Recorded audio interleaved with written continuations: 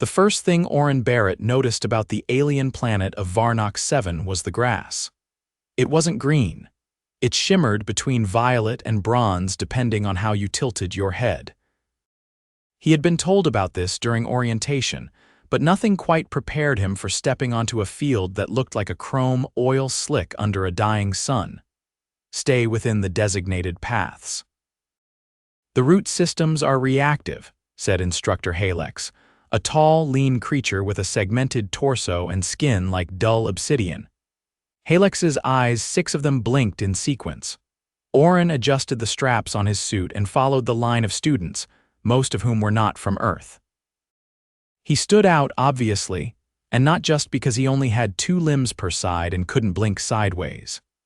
The others were taller, or had translucent skin, or were covered in fur or scales or something that looked like both. Varnok 7 was a neutral training ground built for interspecies cadets of the Galactic Adaptive Sciences Academy, and today's lesson was camouflage. Today, Halex announced as the group reached a clearing surrounded by dense, multi-colored underbrush, you will demonstrate your capacity to blend with the native environment. This is not an aesthetic exercise. You will be graded on survival metrics. Predatory drones will be deployed. You will be hunted. A few of the alien students shifted uneasily or made clicking or huffing noises that Oren assumed were the equivalent of nervous coughs. He scratched the inside of his helmet. Wait, hunted? He asked. Halex turned all 6 eyes toward him. Correct. This is a simulated threat. The drones are non-lethal. However, if you are tagged, you fail. Oren looked down at his suit, standard issue space gray. He glanced at the foliage around them, spiraled leaves in speckled copper, bark that shimmered like beetle shells. He was going to stand out like a flare in a blackout. One of the students beside him, a blue-skinned quadruped named Silex, leaned over. Your kind has no chameleon glands. No, Oren said. We just wear clothes. Silex scoffed, or at least made a sound like steam escaping a kettle. Good luck. Halex extended a long arm toward a crate at the edge of the clearing. You may use one tool from the box. Choose wisely. You have 20 minutes. The cadets dispersed. Oren jogged to the crate and peered inside. There were pigment gel packs, temporary texture adapters, and what looked like a selection of flexible reflective panels. He watched as Silex grabbed a pack of pigment and squeezed it over his limbs. His skin absorbed the color instantly, matching the nearest tree bark. Another student, a gelatinous creature named Vrut, oozed into a hollow log and simply vanished from sight. Oren rummaged through the crate, pulled out a gel pack and smeared it over his arm. Nothing happened. He rubbed harder, still nothing. Of course it doesn't work on human skin, he muttered. Frustrated, he stepped back from the crate and stared at the terrain. The foliage wasn't just colorful, it was chaotic. No single plant matched another. There were swirls, dots, fractals. No wonder the aliens had trouble with this test. Most of their camouflage techniques relied on uniformity. But this landscape was anything but. Then he had an idea. He walked to the edge of the clearing and grabbed a few fallen leaves. They were fan-shaped with jagged edges and came in hues of rust, teal, and black. He peeled off the top layer of his suit's outer shell and started taping the leaves on. What are you doing? Silex asked, peering over a rock. Making art, Oren said. He layered the leaves in overlapping patterns, careful to mimic the randomness of the environment. He took handfuls of reddish dirt and smeared it across the leaves to dull their shine. Then he lay flat on his stomach at the base of a root cluster and covered his back with more debris. The drone sirens blared. The test began. From his position, Oren could see the drones rise into the air sleek, whirring things with rotating lenses. They fanned out and began sweeping the clearing. A student to his left shimmered into a perfect copy of a nearby bush, but the bush had no scent. The drone paused, scanned, and fired a blue dart. The student yelped and was tagged out. Another student, believing stillness was key, froze against a tree. But his skin failed to match the bark's iridescence. Tagged, Oren barely breathed. A drone hovered above him. He felt the wind from its turbines. It scanned. paused, moved on. He heard Silex grunt in frustration somewhere nearby. This terrain is impossible, every patch is different. Exactly, Oren whispered under his breath. 30 minutes passed. Then 45 finally, a tone sounded the end of the test. The drones returned to their hive, students emerged from hiding, some covered in slime, others in dust, a few limping from minor impacts. Halek stood at the center of the clearing, motionless. Only 3 of you passed, he said. Vrut due to his liqueform adaptation, Silex with minimal scoring margin, and… He paused and looked around. Where is Barrett? Oren sat up, bits of leaf falling from his back. Here, he said. Several aliens flinched, one even shrieked. You were there the entire time? Halex asked. Yeah. Halex raised a hand and a holographic display projected from his wrist. It showed the drone's scan logs. Oren's position had been passed over 4 times with no detection. Explain your method. I looked at how chaotic the environment was. Randomized patterns, no repetition, so I mimicked that. I also dulled the reflectivity and added scent markers with the soil. Halex stared at him for a long moment. Ingenious. Silex approached, his blue skin now fading back to normal. You used leaves and dirt? Yep. No adaptive glands, no pigment absorption, no thermal masking. Nope, Silex looked at Halex. That shouldn't have worked. Halex nodded slowly. And yet it did. The students were dismissed for the day. As Oren returned to the dorms, more than one pair of alien eyes followed him, whispering in their own languages. He didn't care. His back ached and he smelled like a compost bin, but he had passed. The next day's lesson was a review of the camouflage test. Halex played footage, pausing to analyze what went wrong for each student. When it came to Oren, he let the video play without comment. One drone hovered directly over Oren's position, paused, and continued on. Here, Halex said, is a lesson in adaptive improvisation. Barrett did not attempt to mimic the environment's primary colors or textures. He mimicked its randomness. This is not superior, it is different, and in this case effective.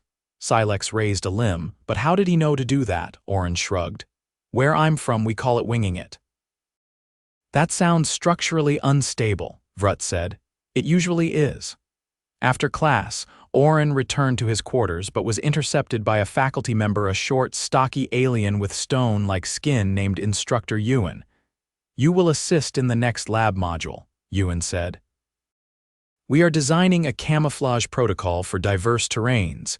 Your insight is required. Me, I'm just a cadet. You are also the only one who passed the Varnok 7 test without biological enhancements.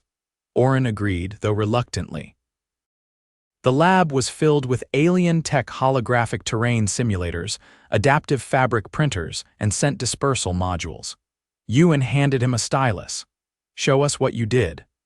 Oren sketched leaf patterns, dirt smudges, even the angle of his body position relative to the terrain slope. The aliens watched closely, murmuring in their own tongues. What is this? One asked, pointing to a smear. That's where I fell and scraped my elbow. And this? A beetle crawled on me. I didn't move. He let an animal touch him, one whispered. He used pain as camouflage, another said. Oren sighed. No, I just didn't want to fail. They stared at him. Ewan tapped the stylus. This method must be replicated. Begin trials immediately. Over the next week, Oren found himself dragged from class to class, explaining his method to increasingly baffled groups of aliens. He painted leaves on suits, rolled students in dirt, and once even convinced a furry student named Pollux to let a local parasite crawl over him because it made him look more native. The results were mixed. Some passed. Others panicked and blew their cover. But the method became a part of the Academy's curriculum. One evening, as Oren sat alone in the courtyard, Silex approached and sat beside him. I still don't understand how you knew to do that. I didn't, Oren said. I just didn't want to fail, and I remembered this thing from back home. There's this animal, the decorator crab. It sticks stuff on its back to hide. I figured if it works for a crab. Silex was silent for a while. Your species is strange. Yeah, Oren said, but we're good at getting by. Silex looked at the leaves still stuck to the back of Oren's suit. You missed a spot. I'm keeping it for luck. The next incident began with a splinter. Oren was in the Academy's biomechanics lab, hunched over a prototype suit with a soldering wand in one hand and a translucent circuit strip in the other. It wasn't his assigned shift. He'd come in early, mostly to escape the attention. Ever since the camouflage test, instructors had started referencing him in lectures.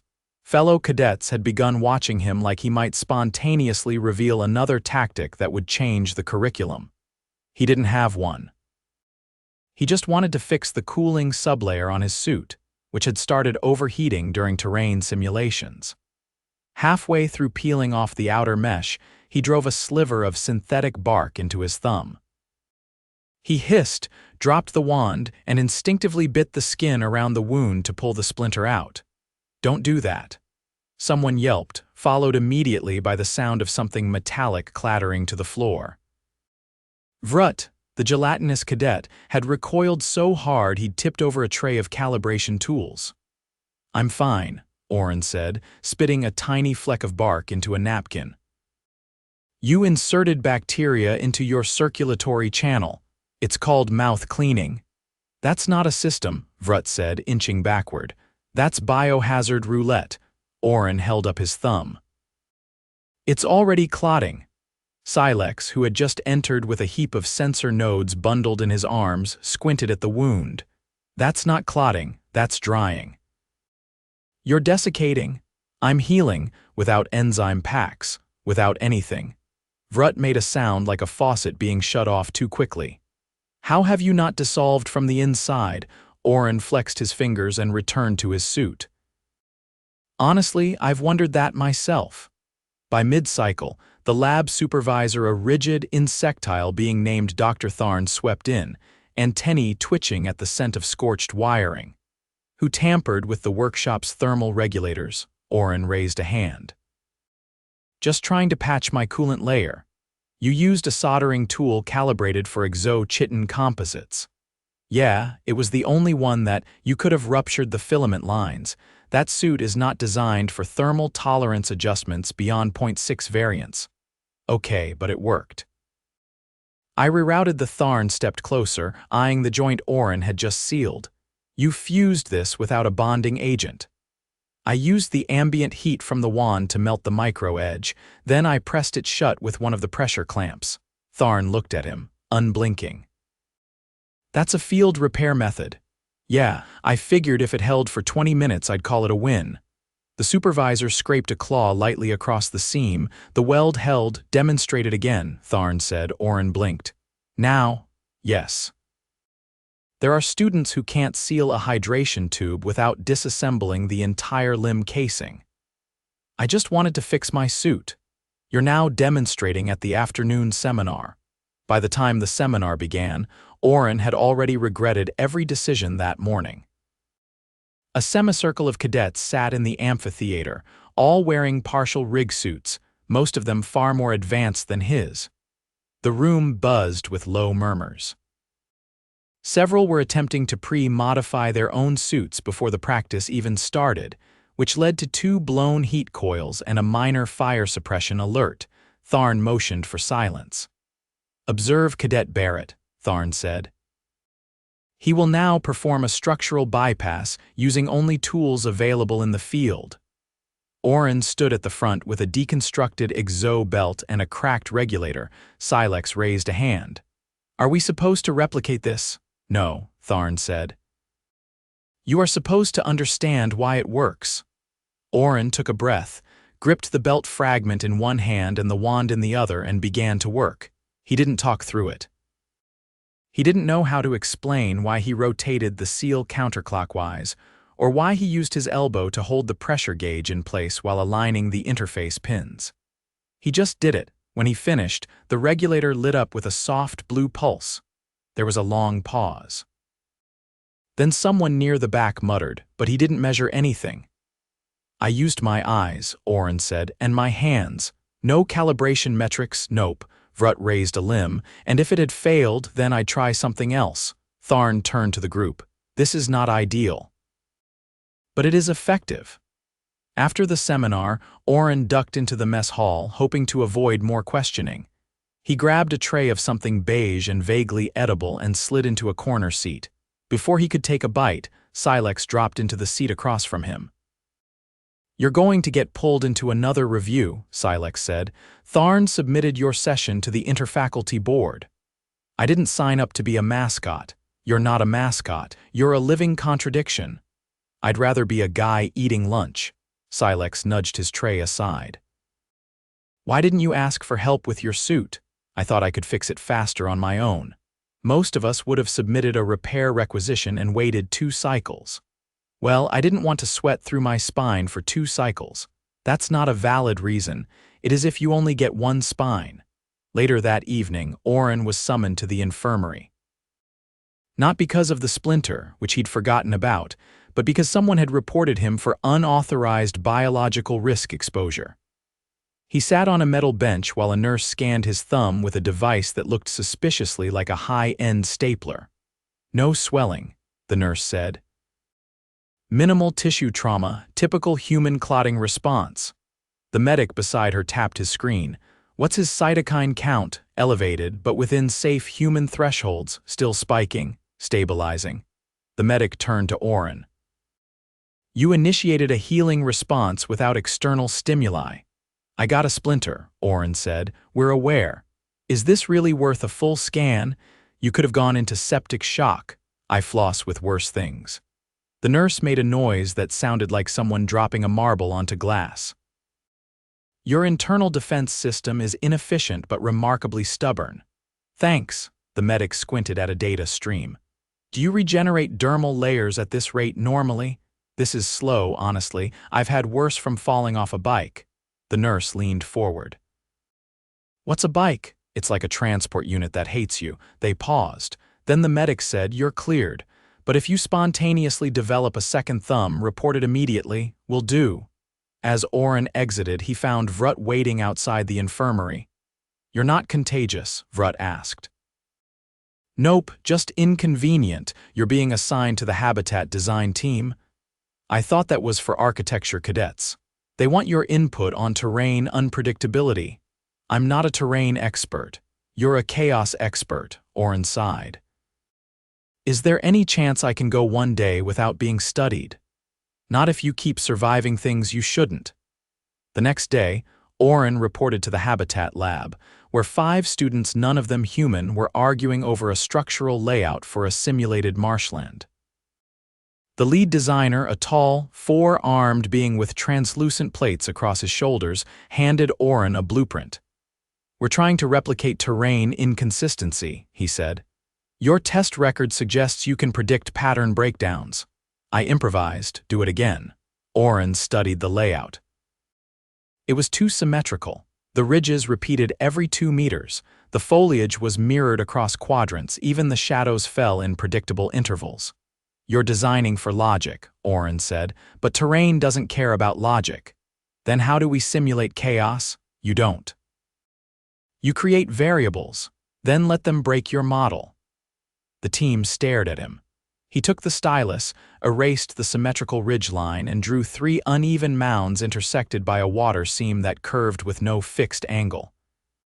Then he scattered the foliage placement manually, refusing to duplicate any cluster.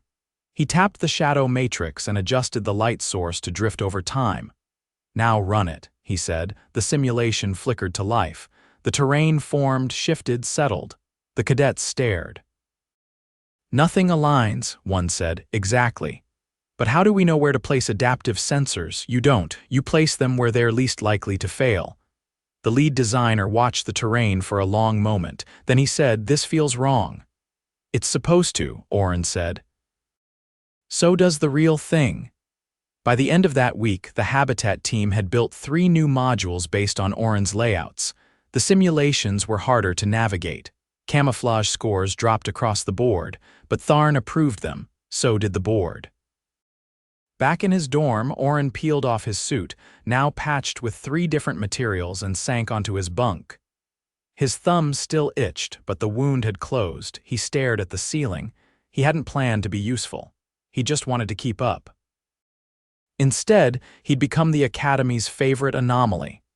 And tomorrow, they wanted him to assist in environmental hazard training. He closed his eyes.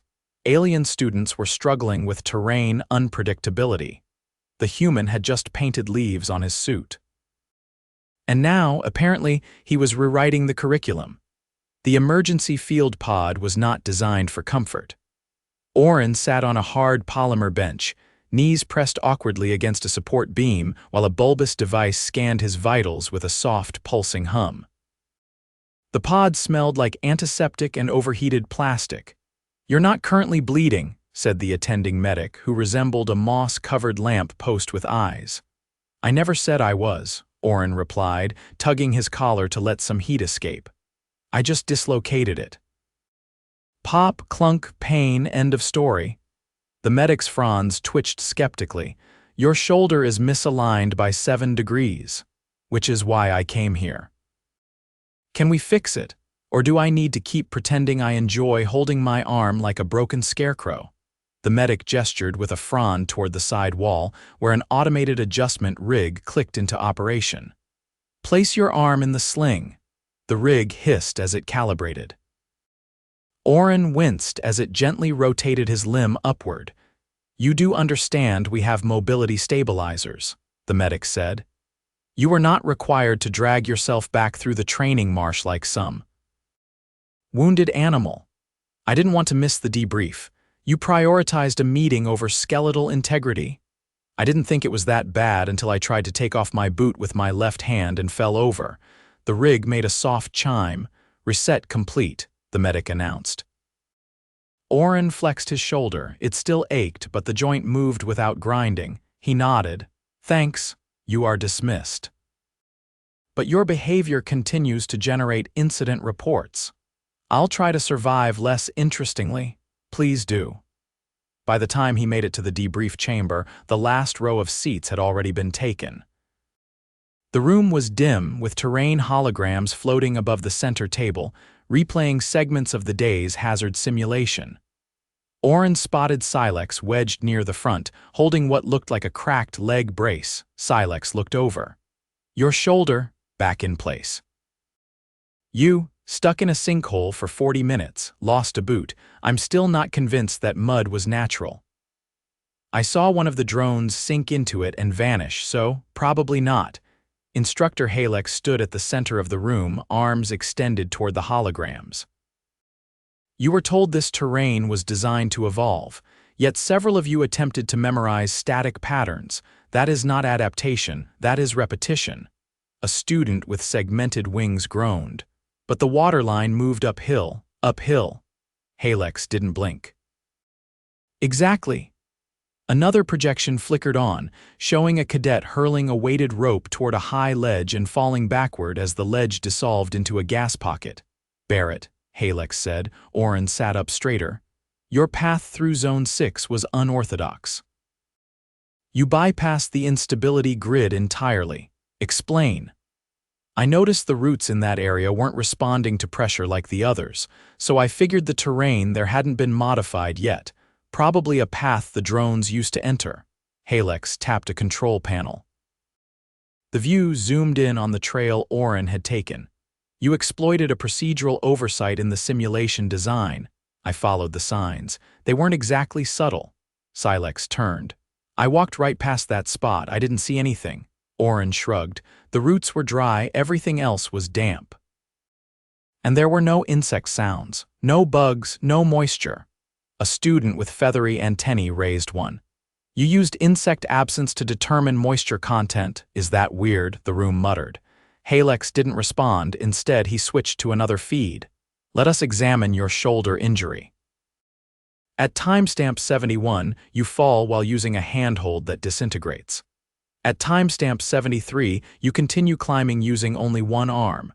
At timestamp 79, you exit the sector without requesting assistance." Oren rubbed his neck. "Yeah, that's all about right. You did not require aid." "I did. But I also didn't want to sit at the bottom of a gully waiting for a drone to flag me. You undermined the simulation's medical safety protocols. I got out. Isn't that the point?" "No," Halex said. The point is to adapt within the framework, not bypass it. The room went quiet, then Silex said, "Wouldn't that depend on how you define adaptation?" Halex didn't answer. He dismissed the projection and stepped away from the table. "You are dismissed. Individual evaluations will be distributed within the hour." As the students filed out, Silex caught up with Oren in the corridor. "You know they're going to keep using your footage in training, right? Great. I can be the guy who climbs like a stubborn raccoon. They're putting you on the terrain audit team. I didn't sign up for that. Doesn't matter, you're on the list." They entered the central lift. The walls shimmered with transit maps. Oren punched in a floor number. "By the way," Silex said, "I saw your repair notes on the regulator bypass. I didn't realize you used a pressure clamp designed for hydro-pressurized tissues. There weren't any human-friendly tools left, and you just guessed the torque threshold? I've opened enough stubborn jars to know when something's about to snap." The lift dinged. They exited into the workshop level where a few students were hunched over terrain models. Instructor Ewan stood near a projection table, reviewing drone telemetry.